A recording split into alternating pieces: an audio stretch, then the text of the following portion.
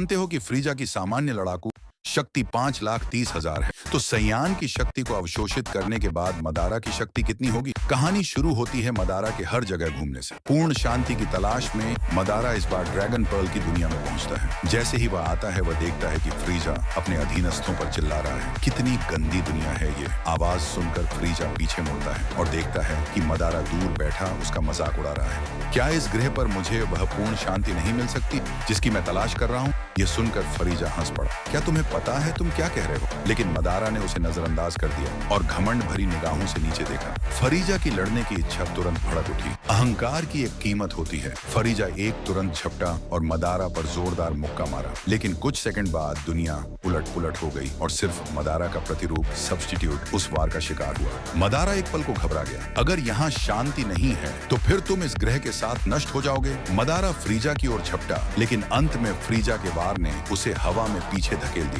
Madara समझ गया कि देर नहीं की जा सकती। तभी आसमान में एक विशाल उल्का पिंड दिखाई दिया, लेकिन फ्रीजा ने उसे हल्के से रोक दिया और उल्का पिंड पल भर में हवा में ही चूर चूर हो गया। मदारा संभल भी नहीं पाया था कि फ्रीजा ने उसके शरीर को भेद दिया। क्या तुम्हारी दुनिया की ताकत बस इतनी ही है?